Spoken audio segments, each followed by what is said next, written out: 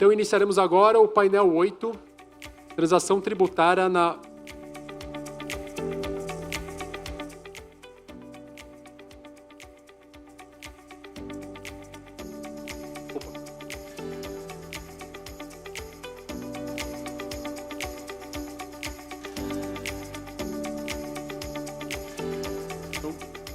Desculpa, pessoal. Então, iniciando aqui o painel 8, transição tributária na PGFN. Eu convido aqui novamente o Jardes, consultor jurídico da Brasca, para moderar mais esse painel aqui. E convido também a Mariana Leles, procuradora da Fazenda Nacional e coordenadora geral de negociação da PGFN, por favor. Carla Novo, por favor. A sócia do Manrich Vasconcelos Advogados. E convido também o Alex Carvalho da Assunção, gerente de representação e negociação em matéria tributária federal da Petrobras. Eu já passo aqui a palavra ao Jardes, por favor, Jardes.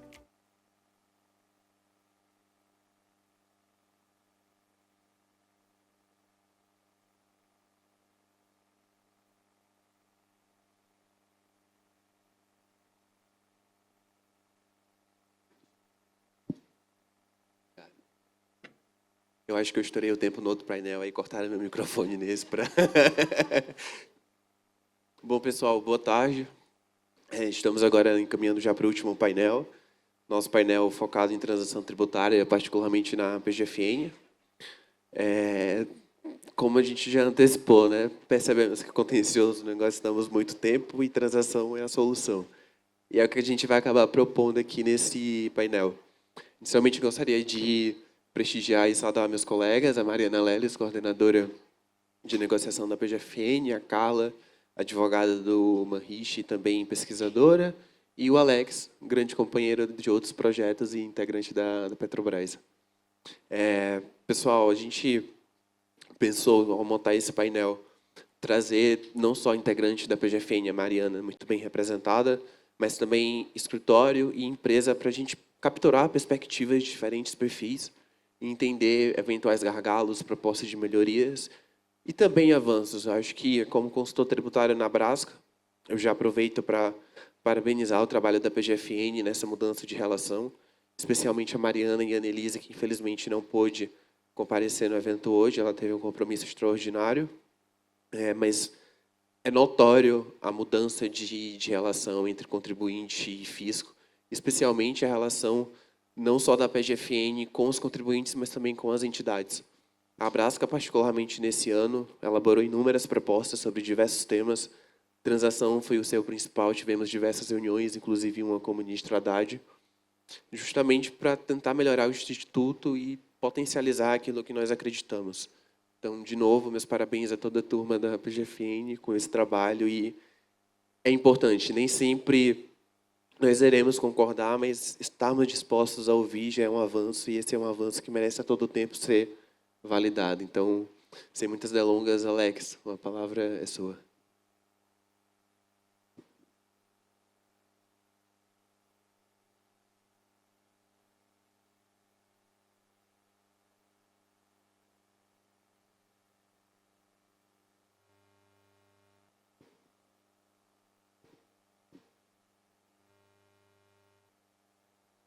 Boa tarde. Eu gostaria de, inicialmente, agradecer o convite ao Jardes,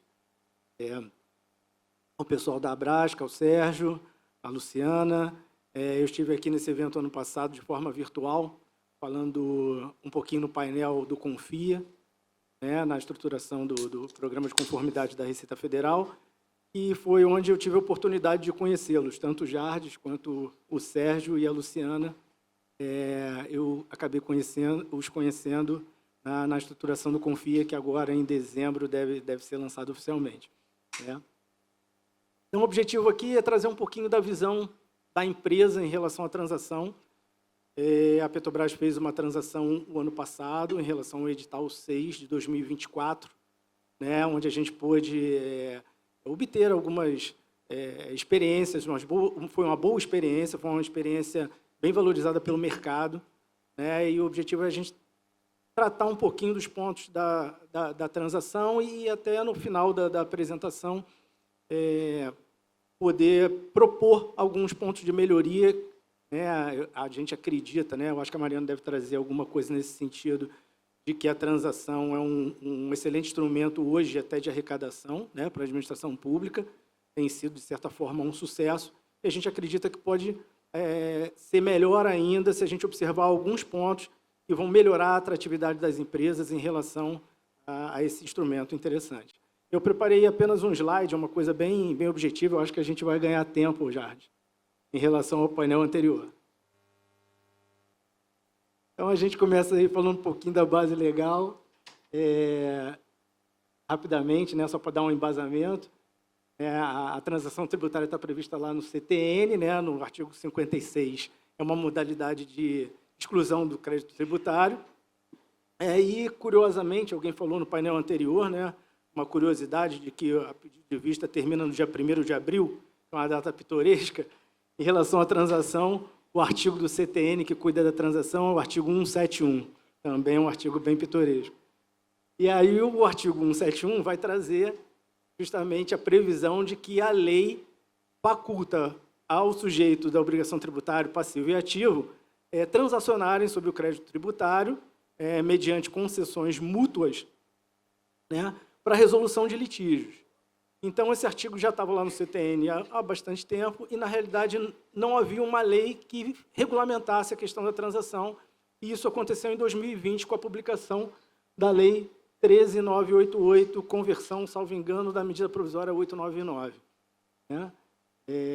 Após a publicação da Lei 13.988, que traz ali os critérios da transação, né, os critérios objetivos, nós tivemos aí a portaria 6757 da PGFN, que vai falar sobre a transação no âmbito da PGFN, e a portaria, se não me engano, a 247, que foi revogada recentemente pela 555, que é de 2025, que vai tratar da transação tributária no âmbito da Receita Federal.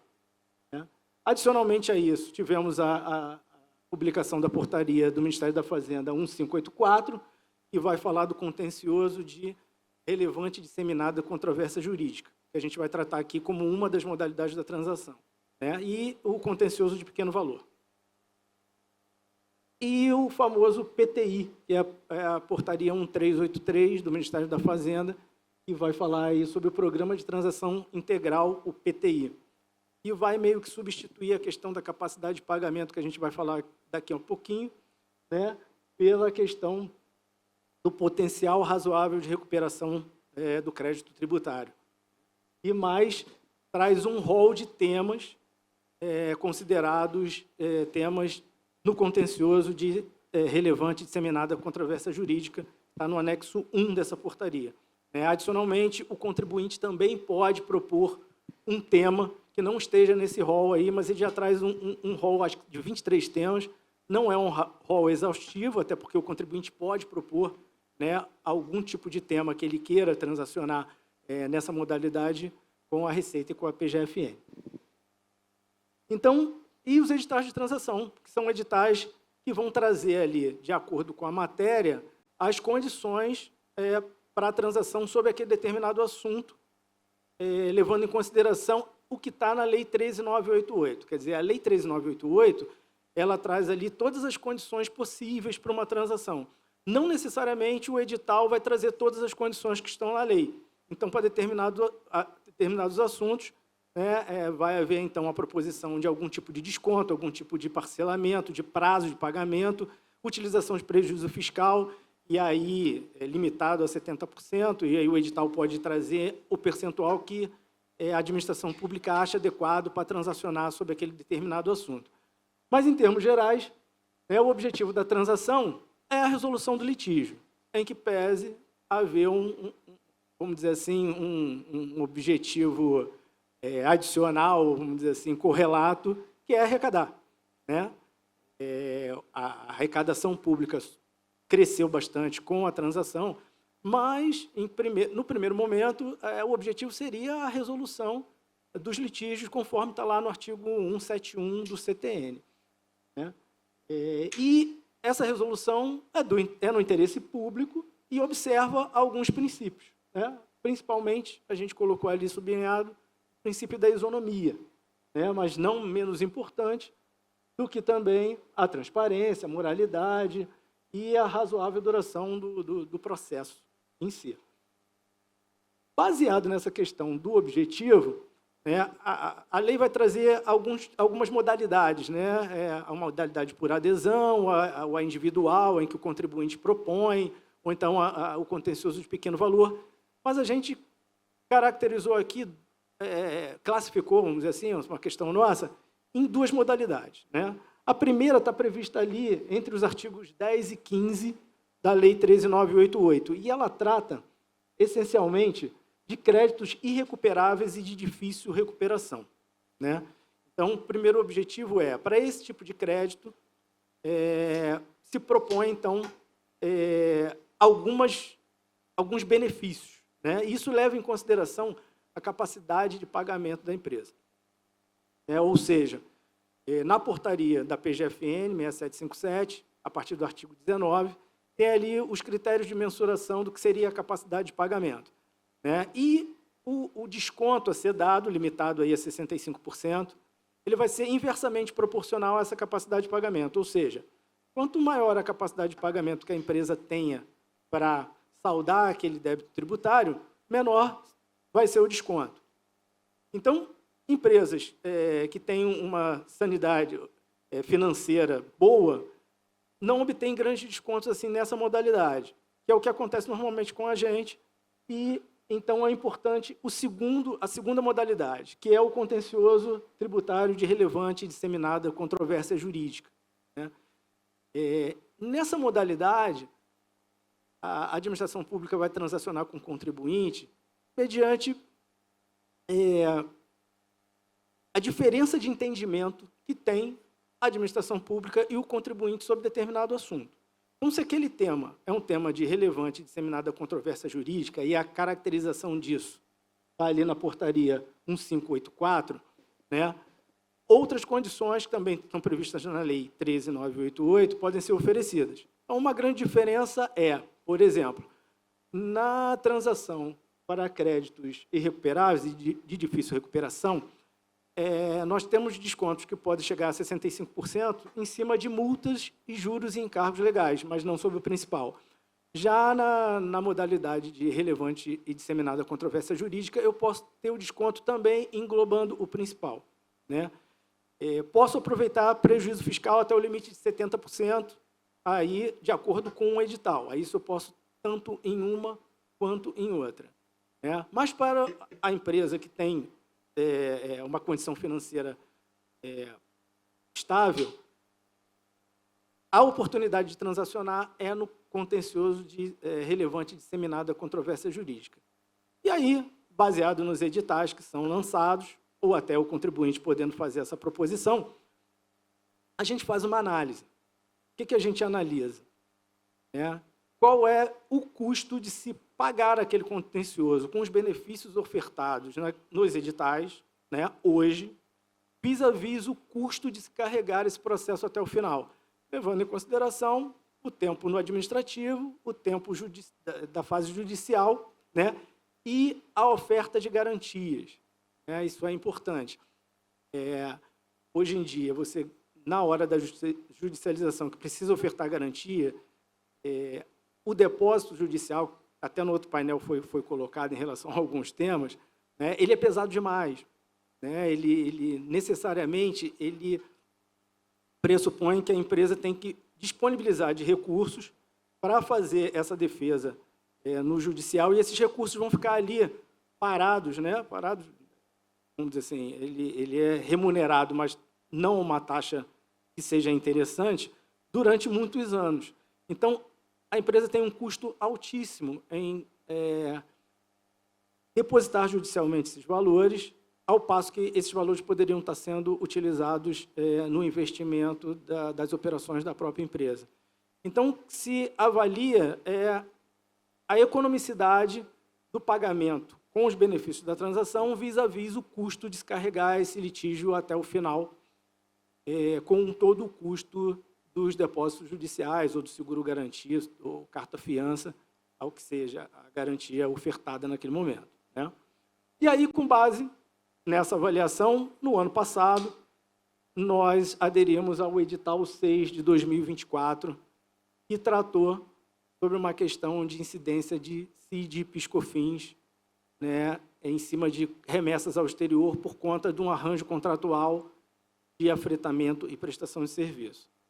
Era uma matéria resolvida pela Lei 13.586, né, de 2017, e atestou que, nesse arcabouço contratual, realmente o contrato era de afretamento, portanto, não teria incidência de PIS/COFINS e CID, e, no entanto, estabeleceu alguns percentuais para que esse contrato de afretamento fosse válido em relação à alíquota zero de imposto de renda na fonte. Na ocasião, a Lei 13.586 previu, na época, um refis, vamos dizer assim, uma anistia, para a autuação em relação ao imposto de renda na fonte, mas deixou de fora a CID e o PIS/COFINS. E aí, essas contingências vinham sendo discutidas em juízo a partir de então. Então, as autuações são de 2014, 2013, anteriormente, e vinham até agora, totalizando um contencioso de 45 bilhões, conforme nota explicativa 17.3 das nossas demonstrações financeiras do final do exercício do ano passado. Então, avaliamos a economicidade de fazer o acordo com os termos do edital, e foi melhor fazer o acordo do que carregar esse contencioso e tendo a obrigação de fazer depósitos vultuosos pelo tempo de judicialização, de análise desse contencioso pelo judiciário. Foi uma transação muito elogiada pelo mercado, pelos analistas, o que demonstra a efetividade da transação tributária para a resolução de litígios, certo? E aí, para finalizar a minha apresentação, eu queria trazer aqui 3 pontos de melhoria que a gente aprendeu com a experiência dessa transação. São coisas que a gente vem nas consultas públicas, em determinado momento a gente teve, salvo engano, uma consulta pública para o assunto de lucros no exterior, que foi trazido aqui, foi no início do ano passado, salvo engano, ou em dezembro do ano passado, onde a gente sugeriu já essas questões que a gente traz ali como melhoria para uma coisa que já vem dando certo, mas que pode ser mais atrativo ainda na resolução de litígios. A primeira questão é a dedutibilidade integral do valor pago. Ou seja, se eu estou fazendo uma transação e eu tenho um desconto sobre o principal, juros, multas e encargos, na realidade eu não estou pagando o principal, multas, juros e encargos. Eu estou chegando ao montante para resolver a questão. Então, tanto é que na transação do contencioso de disseminada e relevante controvérsia jurídica, eu posso ter o desconto também sobre o principal. Então, na realidade, nem eu estou concordando com o fisco, nem o fisco está concordando comigo, embora possa haver no edital a exigência de que o contribuinte concorda com a análise do fisco. Isso foi modificado recentemente. Anteriormente, existia o dever do contribuinte concordar com a análise, com o entendimento da administração pública, e agora pode haver, o contribuinte pode concordar ou não, dependendo daquilo que vem no edital. Mas o fato é que eu tenho um montante acordado em que eu vou pagar para resolver o litígio. Então, nada mais justo que isso seja uma despesa, no seu todo, dedutível para a questão do imposto de renda. Porque, se eu for considerar cada variável dessa daí, do principal, juros, multa e os encargos, as multas, por exemplo, são indedutíveis. Então, é uma oportunidade da gente melhorar a atratividade. A segunda coisa é o ganho decorrente da cessão de prejuízos fiscais, ou seja, eu posso utilizar prejuízos fiscais de controladas, de controladoras, até o limite de 70%, a depender daquilo que venha no edital. E, obviamente, a controlada, na hora de ceder esse prejuízo à controladora, vai fazê-lo, muitas das vezes, com um deságio. Ela teria ali a limitação da trava dos 30%, sobre o lucro líquido para aproveitá-lo, e ela pode aproveitar de uma vez, cedendo esse prejuízo fiscal. E aí é óbvio que se calibra ali algum tipo de desconto em relação a essa cessão. E o que vai representar um ganho para quem está adquirindo esse prejuízo para poder pagar a transação, né? Mas se isso é um mecanismo para incentivar a transação, tributar esse ganho não é uma coisa que vamos dizer assim, que concorra para esse incentivo em relação à utilização do prejuízo fiscal. E aí, em 2024, 2023, salvo engano, nós tivemos a Lei 14.740, que era a Lei da Autorregularização, que trouxe expressamente essa previsão, né, de que o ganho na aquisição desse prejuízo fiscal não seria base para imposto de renda, e ainda inovou, dizendo que a despesa que a cedente teria seria dedutível para efeito de imposto de renda, né? Aí foi além até das expectativas, como mecanismo de incentivo a essa autorregularização, né? E que podia ser copiado para cá também. Só abrindo um parêntese que a gente sabe e entende que essas coisas teriam que ser feitas através da alteração da Lei 13.988, para que o edital pudesse seguir aquilo que está na lei, né? A gente não tem condição de fazer isso de forma infralegal. E a última questão, que é bastante importante, é a questão do depósito judicial, né? Existe uma previsão que vem nas portarias e é replicada no edital, de que os descontos eles só incidem após a conversão do depósito em renda. Ou seja, se você tem uma contingência 100% depositada, ela não tem direito a nenhum percentual de desconto, porque você primeiro converte o depósito em renda, né, quita a contingência até o limite, se ela tiver 100% depositada, ela está totalmente quitada. Então, não há o que descontar. Se ela está parcialmente depositada, o desconto vai incidir somente sobre o saldo após a conversão do depósito, né? E esse talvez seja a principal questão que a gente vem tentando discutir, já endereçamos isso via Abrasca, né? A possibilidade de que isso venha expresso na lei, de que primeiro haja a incidência do desconto e, sobre o saldo remanescente, se aproveite o depósito para fazer a quitação, e se houver sobra de depósito, que ela possa migrar para outra contingência, né, a ser transacionada. Então, assim, essa questão do depósito é uma questão importantíssima, porque para as empresas que depositam, né, que tem seu caixa ali colocado à disposição e impactado para poder fazer a discussão judicial, não se consegue aderir aos editais onde você tem uma grande parte desse volume depositado, porque o desconto ele fica muito pequeno ou é nenhum, né? Por exemplo, se a gente tiver aí alguma matéria, e já houve, né, colocada num edital em que a gente está 100% depositado, a gente não consegue aderir à transação, porque a gente não tem qualquer vantagem, não tem qualquer desconto em relação a isso. Então, isso poderia melhorar bastante aquilo que já nos parece que está sendo muito bom para o contribuinte e para a administração pública. Afinal, era isso que eu tinha aí para trazer para vocês. Muito obrigado, amigo.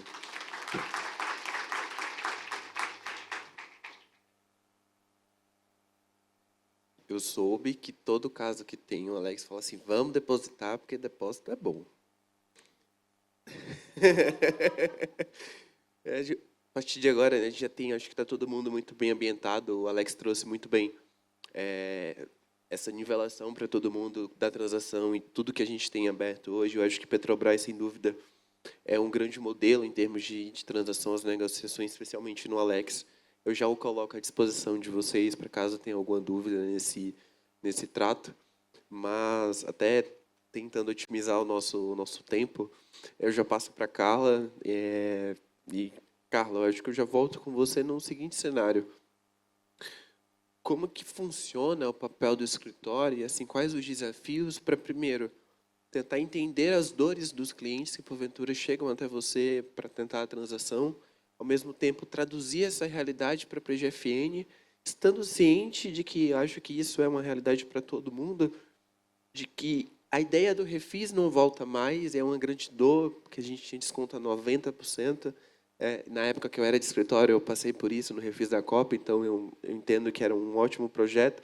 Então, de entender que refis não é mais uma realidade, mas que também a transação ela é uma possibilidade que precisa ser apostada. Como que você, na condição de advogada, consegue, parece ser muito difícil, compatibilizar todos esses interesses e traduzir a linguagem, que eu acho que esse é o maior desafio. Bom, primeiro, boa tarde a todas e todos. Jardes, obrigada, aqui representando a Brasca, obrigada pelo convite. É muito bacana poder falar nesse evento, ainda do lado de pessoas que tanto admiro e que entendem tanto de transação. Acho que o mais bacana da transação é a mudança do paradigma da relação entre fisco, aqui macro, PGFN, Receita, e olhando também para os entes subnacionais, e os contribuintes. É impossível falar em qualquer painel, em qualquer evento sobre transação tributária, sem começar enaltecendo o Instituto como um todo.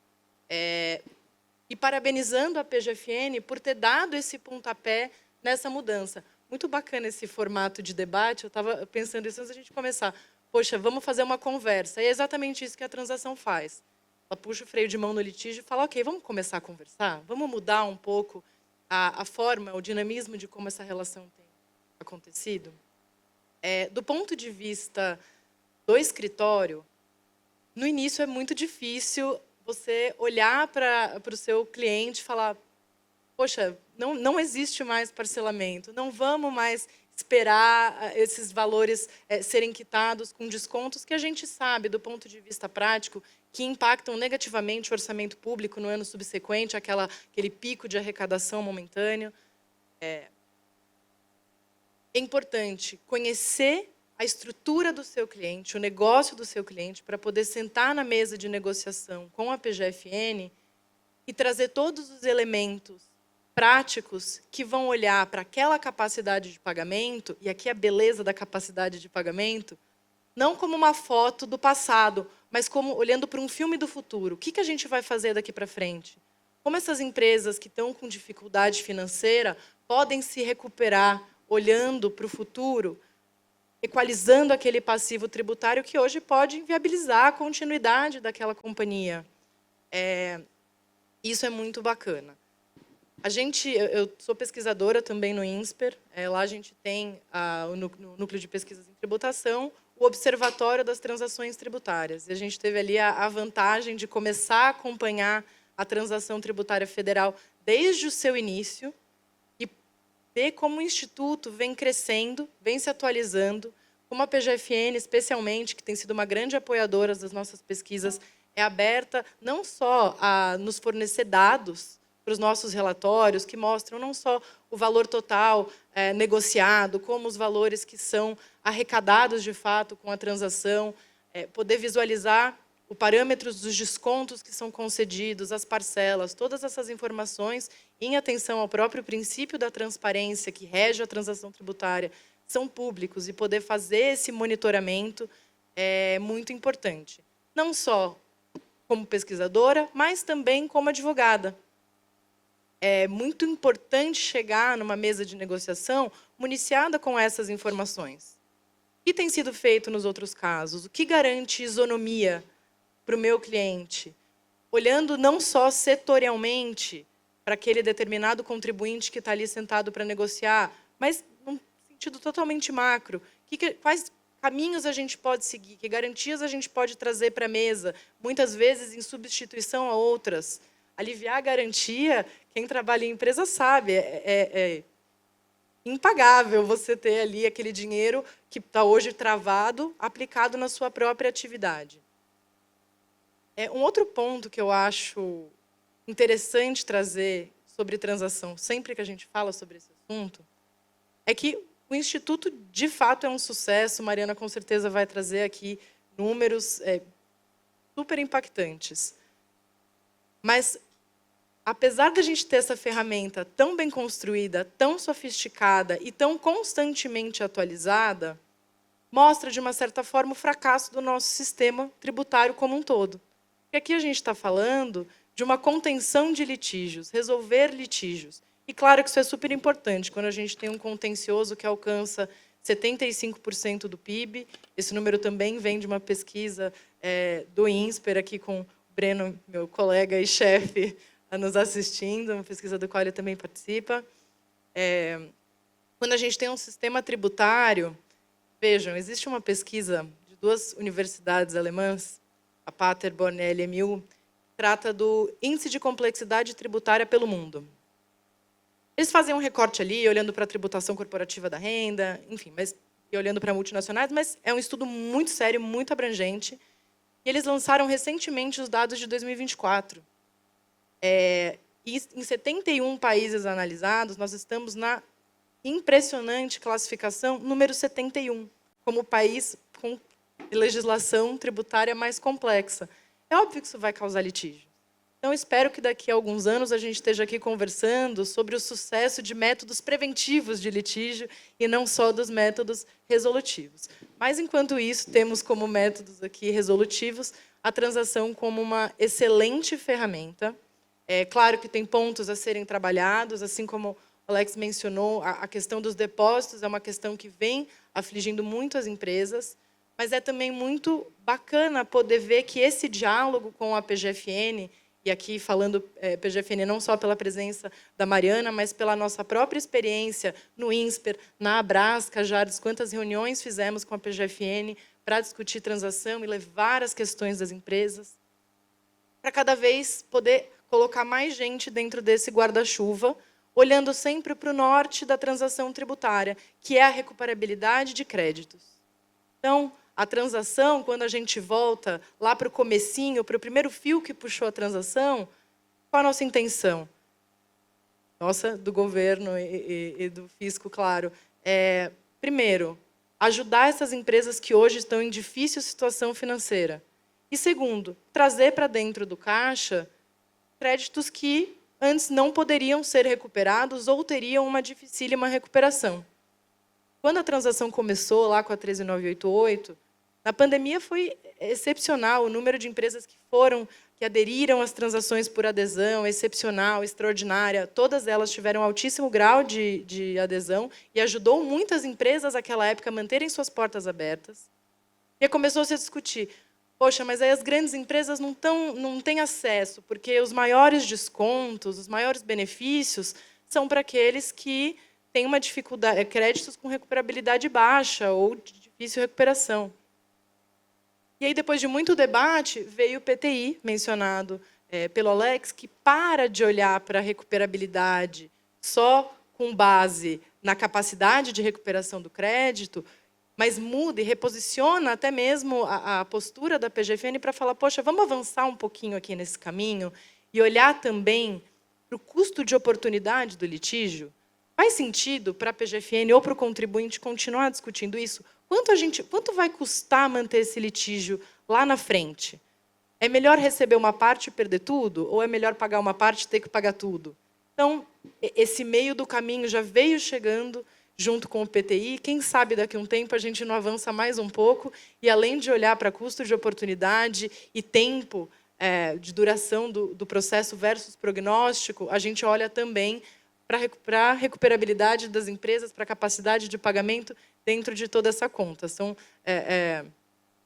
mecanismos cada vez mais sofisticados, mas que, com certeza, com um debate acadêmico, com atuação privada, com uma nova mentalidade, com a advocacia pública com uma nova mentalidade, a gente possa chegar lá. Jardes, eu cumpri meu tempo, não preciso pagar polichinelos. Eu me esforcei muito para isso. Muito obrigada a todos.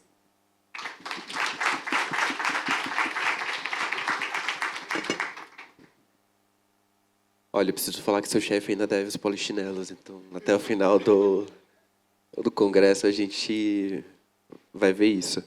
Carla, primeiro te parabenizar, não só pelo profissional que você é, mas também pelo todo o trabalho que você presta, as contribuições na Abrasca, na época que eu também era de empresa. Eu acho que, naturalmente, você é um profissional que espelha não só a competência do profissional ali, o técnico, mas também do acadêmico, e a gente vê quanto isso se revela o importante, né? A gente não consegue distanciar 100% e as contribuições, todos esses estudos que são levantados e feitos, especialmente pelo pessoal do INSPER, são reverberados, validados e comemorados em todos os diversos cenários. Então, deixo aqui meu parabéns, porque, de fato, é um modelo assim, profissional que todo mundo merece seguir.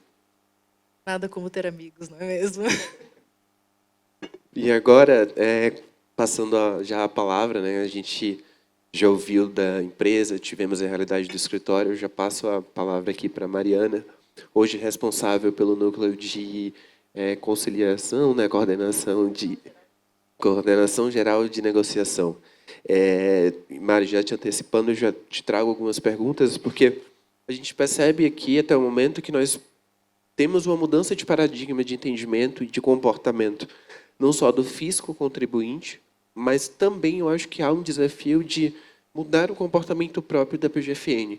E, naturalmente, nessa estrutura, a gente entende ali que o perfil que litiga não pode ser mesmo o perfil que negocia, e eu acho que a criação desse núcleo ele tem um papel muito fundamental, e já trazendo ali a própria contribuição do Alex quanto à questão dos depósitos, eu acho que eu vi aqui a reação da plateia, todo mundo muito interessado, considerando que talvez a liberação do depósito não seja uma possibilidade, o que é que a gente consegue fazer? Haveria uma possibilidade de trasladar esse depósito, claro, respeitar a oportunidade, conveniência da Procuradoria, já são algumas questões que eu trago. Obrigado.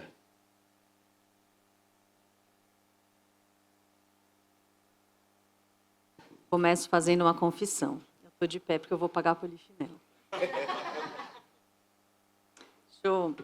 Gente, tem aqui uma colinha. Vou tentar me orientar pelas falas do Alex e da Carla. Mas antes eu queria agradecer a Abrasca, em nome do Jardes, pelo convite. Para a gente da PGFN é um prazer enorme estar aqui com vocês. É um prazer enorme poder escutar a perspectiva da empresa. Vocês não sabem quanto vale quando eu ouço o Alex falando o que eu olho para decidir é isso. Isso vale muito, porque é isso que vai fazer com que a gente consiga desenhar uma política pública que pare em pé e que tenha aderência ao mercado. Nada adianta uma portaria maravilhosa se não tiver adesão. E nada adianta uma portaria maravilhosa com uma adesão imensa que desestrutura o sistema tributário e sai caro no médio e no longo prazo. Então, obrigada pela oportunidade. Gente, vamos lá. Antes de entrar aqui nas perguntas e nos detalhes, eu queria relembrar todo mundo que a transação não nasceu por geração espontânea. Apesar de estar prevista no CTN desde a década de 70, e não ter... Por que ela não foi desenvolvida? Porque não era um coelho que se tirava da cartola. Ela pressupôs um trabalho da PGFN, que a gente consegue localizar a partir ali de 2015, pouco antes disso, que envolveu os fundamentos da cultura da consensualidade no âmbito da administração tributária. E que fundamentos foram esses?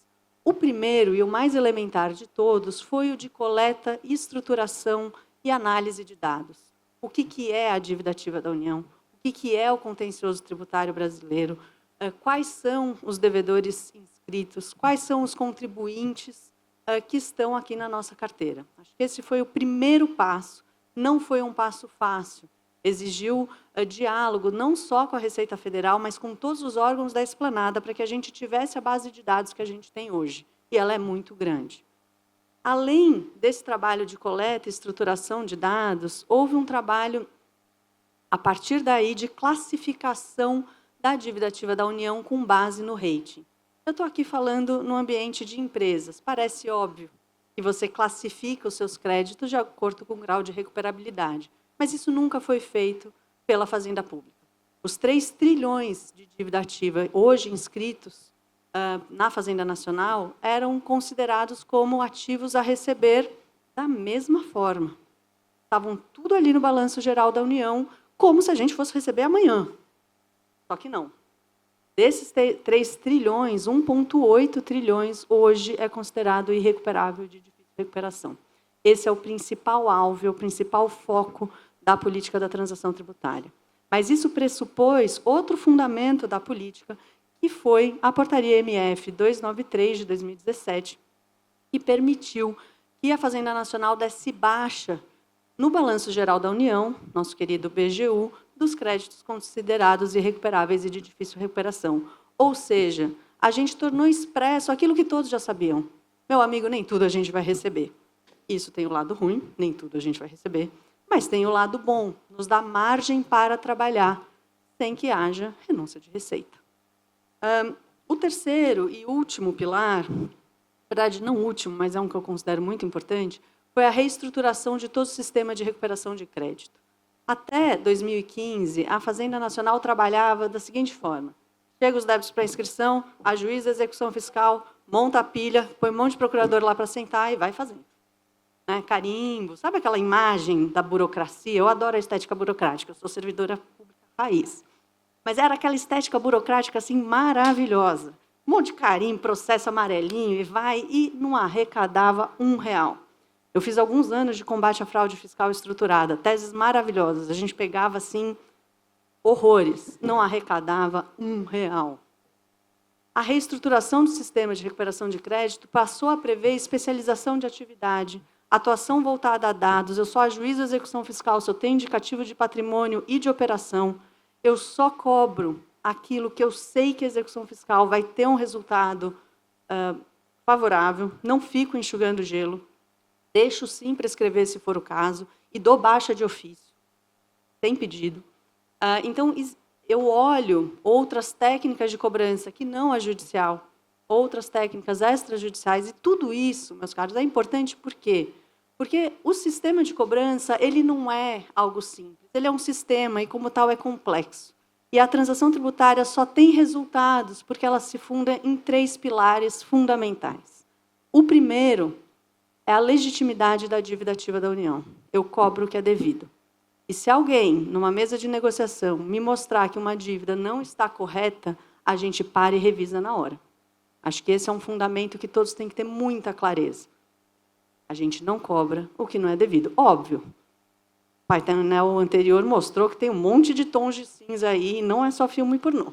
Né? É aquela coisa de doido, que vai para um lado, vai para o outro. Esses casos a gente não vai poder cancelar de ofício. Mas se tem clareza de que aquela dívida não deve ser cobrada, uma multa, por exemplo, que excedeu o limite de 100% estabelecido constitucionalmente, ou pós-volta de qualidade, a gente vai e revisa de ofício. Esse é o primeiro ponto, legitimidade da DAO. Segundo ponto, risco fiscal. A inadimplência tem que ter consequências. Sim, vai ter teimosia e bloqueio das contas bancárias. Sim, vai ter que prestar garantia custosa. Sim, o inadimplemento gera um problema e há uma atuação muito forte da Fazenda Nacional no combate à fraude fiscal estruturada e ao trabalho junto aos planejamentos fiscais abusivos. E aqui, muito mais do que a própria Procuradoria da Fazenda, é o trabalho da Receita Federal do Brasil no âmbito da atuação em fiscalização. Então, a transação ela pressupõe legitimidade da DAO, controle de legalidade efetivo, risco fiscal, não pagar, gera consequências, porque senão é muito fácil. Os juros na dívida ativa já são simples, no bancário não é. Vocês já podem deduzir custos com os processos, com as garantias, já tem o sistema já nos leva a embarrigar o pagamento do tributo. Então, a gente precisa, dentro desse sistema, criar algum risco fiscal. É importante que isso seja dito, porque faz parte do pilar. E o terceiro pilar é o do diálogo. É o da escuta, é o da efetiva busca por uma solução daquele litígio, olhando as diferentes perspectivas. E aqui, os procuradores, de fato, estão tendo que aprender, Jardes, a ser não só advogado da União, mas ser também mediador de conflito. Conseguir ouvir e entender cada uma das perspectivas. E, nesse ponto, a Abrasca realmente nos ajuda demais, além de outras associações, quando vem trazer a perspectiva do contribuinte. Quando vem falar, olha, esse programa aqui não está dando certo por conta disso, disso, disso. Ou o contribuinte que senta na mesa e fala, olha, eu não posso pagar o que vocês acham que eu posso, por conta desse motivo. Funciona assim. Tem pessoas aqui que trabalham com a gente em algumas negociações do sistema financeiro. Gente, a gente para e perde a aula. Então, desenha para mim como funciona. Gente, varejista, como funciona? Qual que é a sua operação? Por que isso é tão importante? A gente precisa entender. Né? Isso faz parte das diretrizes internas da Fazenda Nacional também, como pilar da transação. Agora, e aqui eu vou puxar, acho que foi a Carla que falou, a transação é um santo bom, mas não faz todos os milagres. A transação é para resolver litígio. A transação não é instrumento de prevenção de litígio. A prevenção de litígio, a gente tem que desenvolver outros mecanismos. É importante isso, porque senão a gente começa a achar que a transação é o santo de todos os problemas e a gente começa a desvirtuar o Instituto. Começa a querer esticar dali, esticar daqui, para pegar, por exemplo, a solução de créditos sequer lançados ainda. Nesse caso, meus caros, se o crédito sequer está lançado, que litígio a gente está falando? Então, a gente tem que tomar esse cuidado para não desvirtuar a política, né? Então, fica aqui uma lição de casa para todos nós, para o governo, para as fazendas e para os contribuintes e advogados, para que a gente pense mecanismos de prevenção. Aqui é um ponto engraçado, porque, às vezes, eu sou chamada para falar em painéis sobre a reforma tributária. Você pode falar sobre a transação na reforma tributária? Eu falo, vocês estão de brincadeira. A gente sequer sabe como isso vai ser implementado. Quais os litígios que vão vir? E tu já quer falar da resolução dos litígios, que a gente não sabe quando vão vir, de que forma? Daí, calma. Vamos agora focar em não ter tantos litígios assim, né? Mas, enfim, dito isso, eu sei que foi uma introdução longa, mas eu acho importante colocar todo mundo na mesma página, né, onde estamos. Nos últimos 5 anos, todo esse ambiente de transação e de diálogo levou à regularização, na verdade, à negociação de mais de R$ 1 trilhão em dívida ativa da União. Hoje, a gente tem em contas ativas de parcelamentos e transações, o nosso sistema chama Sistema de Parcelamentos e Transações, mais de 600 bilhões em contas ativas, mais de 101 bilhões de reais efetivamente arrecadados. Os valores são muito altos, os resultados são muito expressivos. A quantidade de execuções fiscais paralisadas é enorme. Então, é aqui que está o benefício da transação. É parar de enxugar gelo, é reduzir a burocracia fiscal, é melhorar o ambiente de negócios e é também arrecadar. E é também arrecadar não por sanha arrecadatória, mas porque o governo e o Estado precisam de dinheiro para fazer as suas políticas públicas. Isso não é nenhum pecado. É isso que paga o FGTS dos trabalhadores, a transação também cobra. Políticas de escola, hospital, e eu não sou política para fazer campanha, mas tudo aquilo ali também é pago com dinheiro que se arrecada do sistema tributário. E eu vou dizer mais. A concorrência, a estabilidade do sistema tributário e de negócios do Brasil depende de uma administração tributária eficiente. Então, dizer que a transação também tem um papel de arrecadação, ela tem, fato, mas não só. Bom, dito isso, eu queria falar um pouquinho para vocês, como o Jardim tinha me pedido, sobre o PTI. Eu queria esclarecer para vocês o seguinte, meus caros. O PTI, o Alex já colocou, ele traz 2 grandes modalidades de transação. Ele foi instituído pela Portaria 1383, do final de 2024, com 2 modalidades de transação. A primeira, a transação de tese, relevante e disseminada controvérsia, aquelas que a gente já conhece. O Alex falou daquela de CID, teve tantas outras. A outra modalidade é uma transação na cobrança, com base no grau de recuperabilidade daquela dívida, só que é um grau de recuperabilidade analisado à luz do contencioso judicial. Deixa eu tentar explicar aqui para vocês. Qual é o meu tempo? Ainda tem. Vamos lá. Toda transação na cobrança, eu não estou falando aqui de transação de tese, tá? A transação de tese é outra coisa. Vamos falar da transação na cobrança. Toda transação na cobrança, pessoal, ela se funda no grau de recuperabilidade da dívida. A gente diferencia quanto se vai dar de descontos ou prejuízo fiscal de acordo com a recuperabilidade daquela dívida, o rating da dívida e o valor efetivo que se entende que aquela empresa pode pagar. Até o grau de recuperabilidade ele é definido no artigo 14 da Lei 13.988, no seu parágrafo único, que ele estabelece as seguintes diretrizes. Ele fala, olha, PGFN, você que é responsável por aferir o grau de recuperabilidade, e você vai olhar, primeiro, a prognose de sucesso ou insucesso da cobrança judicial. Quanto que você tem a expectativa de receber no ambiente de cobrança forçada, judicial ou extrajudicial. Segundo, temporalidade. qual que é o impacto do tempo na recuperação do crédito público. Terceiro, capacidade contributiva, quanto aquele contribuinte pode efetivamente pagar. E quarto, custo da cobrança. A burocracia tributária custa para as empresas, mas custa também para a União. Qual que é o custo de se levar aquela cobrança adiante, aquele litígio adiante, e como que isso impacta nas perspectivas e estimativas da Fazenda Nacional. Bom, com base nessas quatro grandes diretrizes, de 2020 até 2025, a Fazenda Nacional calculava o grau de recuperabilidade apenas com base na capacidade de pagamento.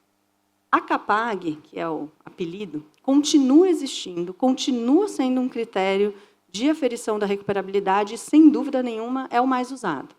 A CAPAG busca responder qual pergunta? Ela olha o contribuinte, o sujeito passivo, mira no bolso e fala quanto eu consigo arrecadar daquele contribuinte no ambiente de cobrança forçada. Eu vou olhar os indicativos operacionais, financeiros daquela empresa e patrimoniais. E vou olhar também as garantias dadas ao crédito tributário. Então, a gente olha o sujeito passivo, mira no bolso e calcula, sob a perspectiva patrimonial e financeira, quanto aquele contribuinte pode pagar, vírgula, sem que a empresa quebre. Esse vírgula, sem que a empresa quebre, é essencial e é o que muda tudo. Então, eu não vou considerar a venda de um parque industrial, porque senão mata a empresa. Numa cobrança forçada, em tese, a gente considera. Manda para leilão. No âmbito da transação, não. Eu posso até usar aquilo como garantia, mas eu não vou exigir que aquilo seja transformado em recursos para pagamento de tributo. E assim por diante. Então, a CAPAG olha essas perspectivas. Vem o PTI, sob um pedido do ministro da Fazenda, no fim de 2024, que ele fala, tá, as empresas que são bons contribuintes, que têm capacidade de pagamento, que estão litigando, e para elas, qual que é a política que vocês orientam? O Congresso muitas vezes fala em refis, e aí? Ele fala, não precisa do refis. O refis distorce todo o sistema. Mas a gente consegue entregar para o senhor um mecanismo de aferição de recuperabilidade que não seja só a capacidade de pagamento. É o PRJ. PRJ é o apelido para potencial razoável de recuperação do crédito judicializado. Quais são as premissas do PRJ, pessoal? Lembra que eu falei que as diretrizes para a recuperabilidade é sucesso ou insucesso da cobrança, 2, temporalidade, 3, custo e 4, capacidade contributiva. O PRJ olha 3 desses requisitos, ele só deixa de lado a capacidade contributiva do sujeito passivo. E ele vai partir de quais premissas? Ele vai falar o seguinte, olha, só se cobra o que existe. Se esse crédito tributário for anulado na justiça, ele é um não ser. Ele deixa de ser um crédito. Então, obviamente, a perspectiva de recuperação dele é 0.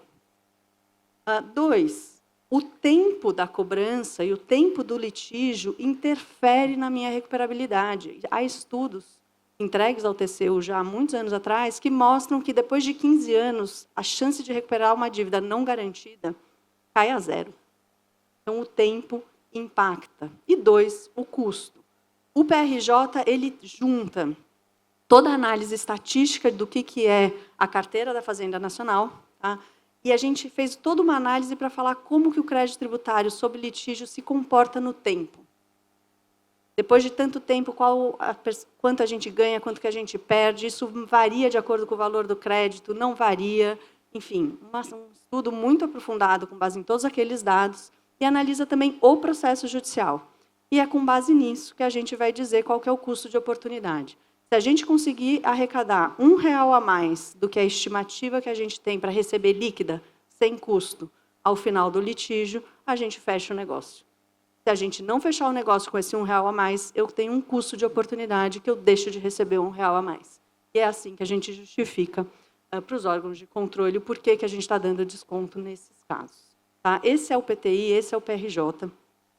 Hoje, a gente está na segunda fase do PTI-PRJ. A carteira-alvo, só na Procuradoria da Fazenda, é de R$400 bilhões. A gente não tem uma expectativa de uma participação trilhardária. Tá? A gente sabe que é um instituto novo e a gente vê que as empresas e os escritórios estão tateando ainda, e a gente está nessa fase de troca, mas os pedidos já começam a aparecer. envolvem também dívidas que estão em contencioso judicial no âmbito da Receita Federal do Brasil. Tá?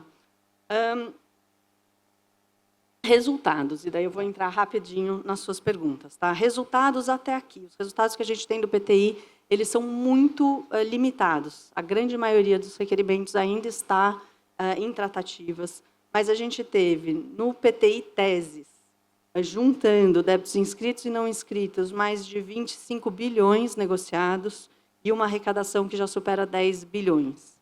No PTI PRJ, primeira fase, só a primeira fase, a gente teve 14 bilhões em manifestação de interesse. Desses, 3 bi já foram fechados, 3,5 foram indeferidos e os outros ainda estão pendentes de análise e de tratativa, para ver o que vai acontecer. Bom, vamos para as perguntas? Primeiro, pessoal, vamos começar aqui com os depósitos. Tá? Tudo isso que eu falei para vocês foi para a gente pôr na cabeça que a transação ela é um meio de solução de litígio. Ela é um meio muito eficiente, mas existem interesses dos dois lados. E os interesses da União também precisam ser ouvidos. Por que eu estou falando isso? Porque se a gente dá desconto para a dívida que está já na conta única do Tesouro Nacional, eu faço um programa de regularização tributária com troco. Isso já aconteceu na 11941, aquele parcelamento da 11941, em que as reduções se aplicavam mesmo a débitos com desconto, e houve resultado negativo do Tesouro Nacional na época.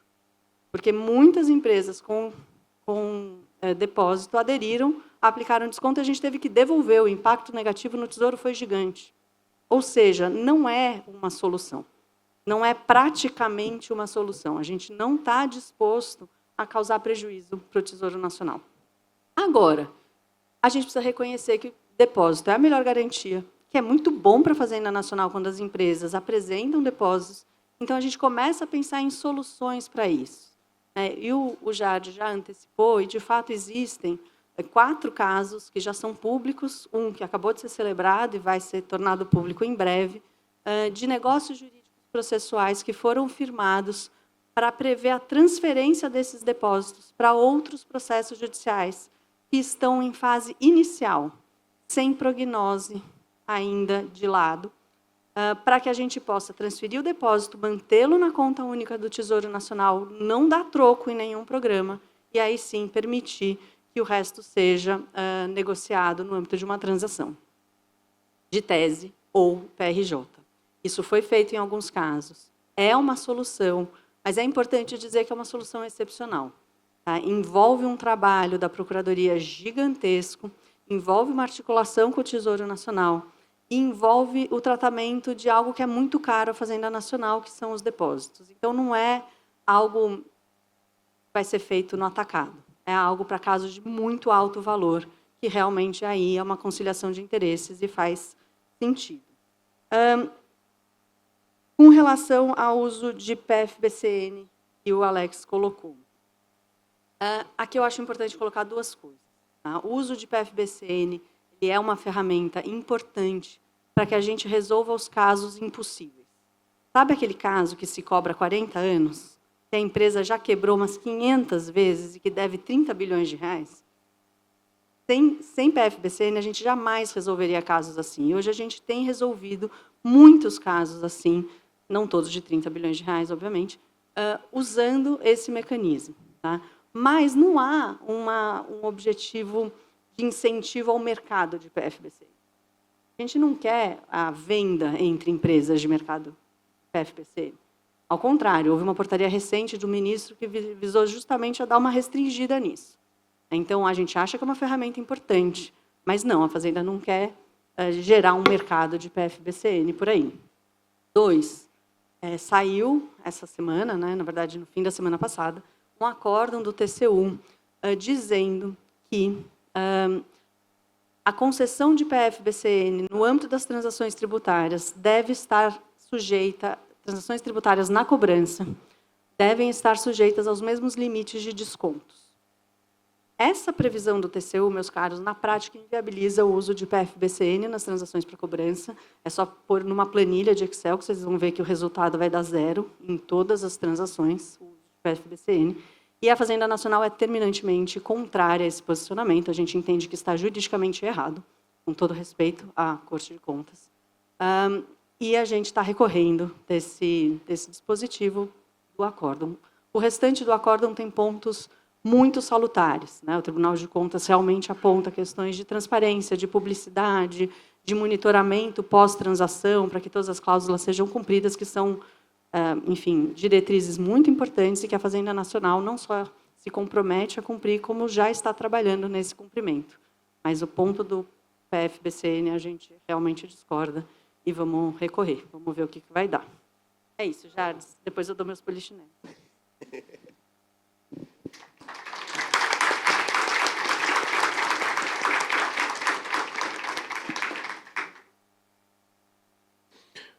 Olha, para vocês verem o quão a transação acaba sendo a solução, a gente está com 10 minutos ainda livre de painel, comparado ao contencioso, que extrapolamos 10 minutos. Então, aqui a gente acaba compensando.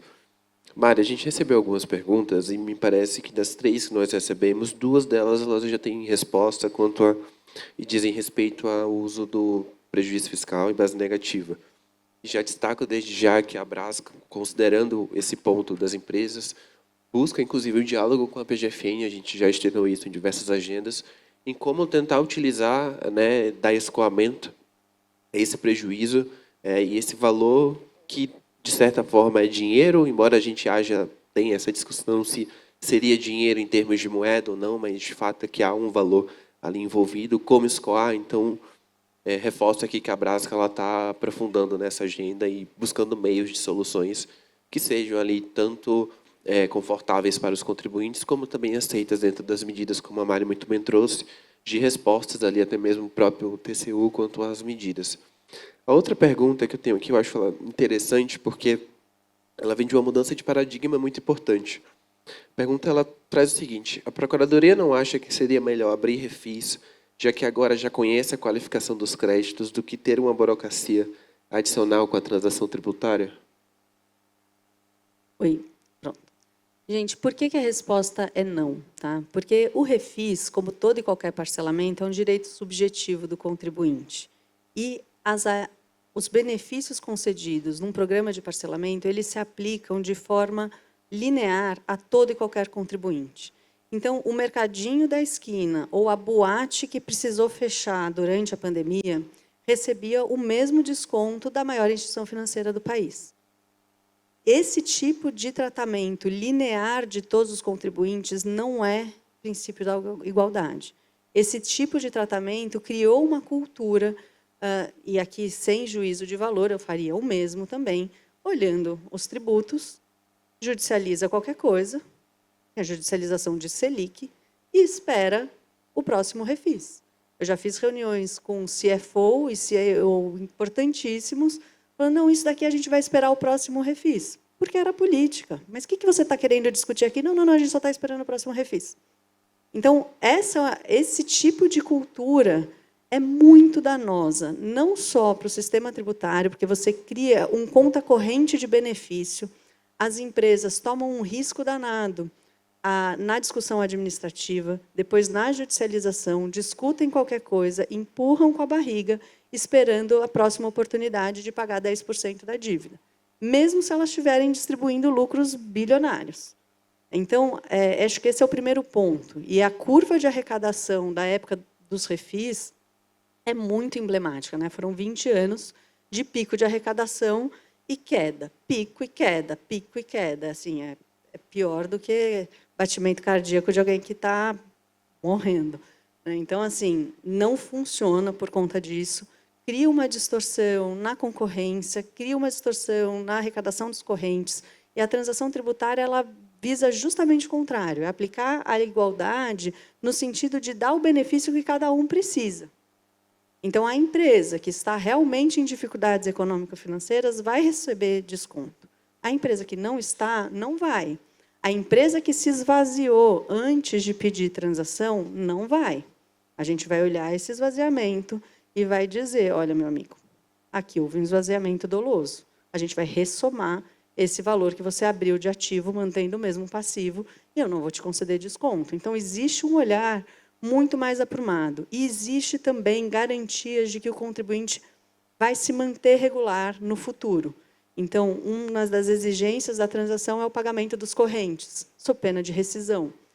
É para trazer o contribuinte para a cidadania fiscal, mas para a cidadania fiscal efetiva, não para a certidão que dura 6 meses, o cara vende o que precisa vender e depois fica irregular de novo. E é para restaurar a verdade fiscal. Muitas transações só param em pé porque tem um sócio oculto por trás, que a gente vira e fala, eu sei que você existe. Você pode até não reconhecer publicamente, mas você vai assinar como interveniente. E se vocês rescindirem essa transação, você vai ficar como corresponsável. Desde já. Está de acordo? Estou de acordo. E aquele sócio não vai deixar de jeito nenhum a transação rescindir. A gente restabeleceu a verdade fiscal, restabeleceu a cidadania, deu bases para uma concorrência legítima entre as empresas, né? E é esse o objetivo. Então, realmente, não acho que o refis vai ser melhor que isso. Agora, eu preciso reconhecer, a Fazenda Nacional precisa melhorar a prestação de serviço público. A gente precisa conseguir dar respostas mais rápidas aos requerimentos. Eu acho que a gente tem melhorado nisso, estamos trabalhando numa série de mecanismos para conseguir dar respostas mais rápidas, não só nas transações, mas também nos pedidos de revisão de capacidade de pagamento, mas esse ainda é um ponto de atenção. Ainda a gente não responde tão rápido quanto deveria, né? Então, fica aqui o reconhecimento e saibam que faz 1 ano que eu estou na Coordenação Geral de Negociação e esse é um dos meus principais pontos, fluxo de processo de trabalho e governança, né, para a gente conseguir responder mais rápido aos requerimentos dos contribuintes. Mari, obrigado. A gente até o momento não tivemos perguntas adicionais, mas entrando nesse ponto do refis, eu tenho uma opinião, e acho que até um tanto quanto particular, que naturalmente para as empresas a gente tem uma questão de governança. A partir do momento que você se conhece mais, você tem o controle daquilo que está na sua casa, mais difícil fica você estruturar algo ali que seja considerado uma distorção. Da mesma forma, enquanto nós, empresas, temos que reportar as nossas auditorias, os nossos controles, o porquê pagamos ou deixamos de pagar, e essa realidade a gente acabou construindo e mostrando para vocês nos nossos diálogos, também é um lado da PGFN de que eu preciso justificar para o TCU porque que eu deixei esse crédito eventualmente não entrar nos caixas da União. Então, acho que é importante a gente compreender esses dois lados de governança para, acho que primeiro reconhecer que refis de fato é uma distorção, e eu acho que na estrutura que nós temos hoje, a não ser que o Congresso assim o decida, né, naturalmente não parece surgir, não termos uma nova janela, e reconhecer a transação como um ambiente de melhoramento e que também preserva ali a própria concorrência entre as empresas, né? Porque, como a Mari trouxe, claro, são situações muito específicas, isoladas, mas às vezes é o isolado que de forma reiterada prejudica aquele contribuinte que prefere discutir aquela tese. E veja, eu falo propriamente dos grandes litigantes, que não são os devedores contumazes, vale a gente destacar, que tem fundamento na sua tese, que apresenta um recurso com fundamento e não meramente com efeito protelatório, porque isso há um impacto regulatório, isso há um impacto no crescimento da economia como um todo. Então, eu acho importante a gente ter esse senso, além de empresa, mas também como um cidadão, né, de proteger o nosso país desse crescimento. Mari, a gente está chegando ao final do painel, mas eu acho importante aqui destacar o seu trabalho, desde o nosso primeiro contato. Pela profissional extremamente técnica, os debates são sempre muito qualificados, a escuta, entender o ponto. Acho que você sempre nos foi muito receptivo nas demandas. Nós sempre tivemos devolutiva e eu acho que isso é um ponto muito importante. Acho que você está fazendo um trabalho fantástico na coordenação, essa revisão de fluxos, essa busca de melhoria. A gente sabe que não é um trabalho fácil, principalmente que a gente percebe, na verdade, um declínio ao longo do prazo, né, de novos procuradores, a necessidade. Falta braço, acho que isso é um reconhecimento que a gente precisa também ter em mente e reconhecer que, da mesma forma que às vezes a gente segura vários pratos, os procuradores também precisam segurar inúmeros e tantos quantos, e a gente percebe essa melhoria e principalmente a vontade em querer dar uma resposta rápida ao contribuinte. Então, acho que é isso, pessoal. Nós terminamos com folga. Eu já estou me desculpando, então, do painel anterior. Então, muito obrigado.